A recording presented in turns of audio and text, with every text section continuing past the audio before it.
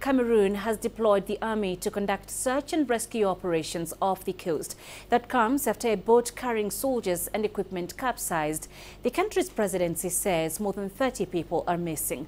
3 soldiers have been rescued. The incident took place on Sunday between the city of Limbe and Bakassi.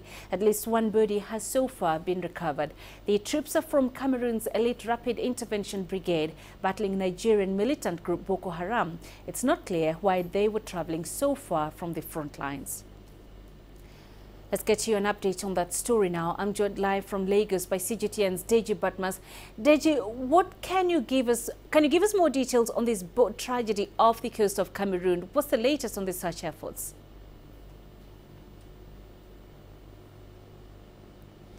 Well, the search and rescue operation is still going on. No information yet as to whether any of the missing soldiers has actually been recovered. But the boat was actually heading to Bakassi Peninsula, and of course the accident happened before it got there. And we understand the boat was not just carrying the soldiers, but was also carrying equipment. What we understand is that the soldiers were, the equipment now were being moved to Bakassi Peninsula, where a military base was going to be set up there. And you did say something about the soldiers traveling far away from the front line. Well, Bakassi Peninsula has been restive for a while now, and there's been a series of kidnapping in that area and some level of violence. And so we understand it took the intervention of the Rapid Intervention Brigade now to bring the situation in Bakassi to normalcy, and that there was a plan to set up a military base there, and that's the reason they were moving the equipment, and of course the reason why the troops were actually heading to Bakassi. But unfortunately this accident happened. But well, no update yet as to any rescue at all, apart from the 3 soldiers rescued earlier when the accident happened.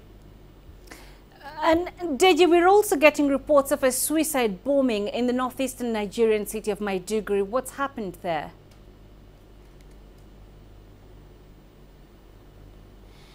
Well, it was a female suicide bomber, obviously from Boko Haram. The female suicide bomber actually ran into a mosque at about 5:30 a.m.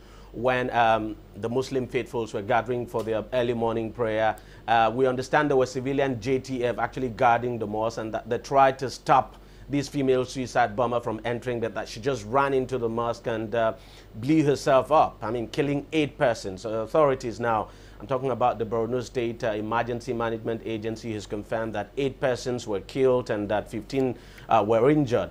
We also understand there were other incidents now in Maiduguri. In this case, 2 female suicide bombers were located and killed before they were able to detonate their explosives. Penina? All right, Deji Badmas, live for us there in Lagos. Many thanks, Deji.